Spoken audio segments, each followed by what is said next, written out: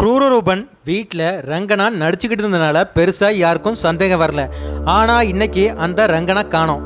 வீடுகளுக்கு பால் ஊத்துறக்கு நேரமாச்சு, ஆனால் இந்த ரங்கனை காணோம் அப்படின்னு சொல்லி தேடினா அவங்க அண்ணன் மணி. இனி அவனை நம்பி பிரயோஜனம் இல்லை, நம்மளே இன்னைக்கு பாலை வீடுகள்லாம் ஊற்றிடலாம் அப்படின்னு நினச்சா மணி. அவன் ஒவ்வொரு வீட்லையா பால் ஊற்றிக்கிட்டே வந்தான். கடைசியில் கார்கோடகனுடைய குகைக்கு வந்தான் மணி.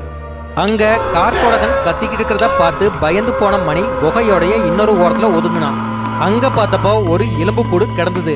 அங்க ரங்கனுடைய சட்டையும் அவன் கழுத்துல போட்டிருந்த செயினையும் பார்த்தான். மணி அதை பார்த்து அப்படியே நடுநடுங்கி போயிட்டான். குகையில இருந்து சத்தம் இல்லாம அழுதுகிட்டே ஓடி வந்தான் மணி. தன்னுடைய தம்பிய கொன்ன அந்த கார்கோடகனை பழி வாங்காம விடமாட்டேன் அப்படின்னு நினைச்சான் மணி. இந்த விஷயத்த ஊருக்குள்ள சொல்ல ஆரம்பிச்சான் மணி. இதை கேட்ட மற்றவங்க எல்லாருமே கார்கோடகனை பார்த்து பயப்பட ஆரம்பிச்சாங்க. கார்கோடகன் கூட நேருக்கு நேர் மோதற்கு யாருக்குமே தைரியம்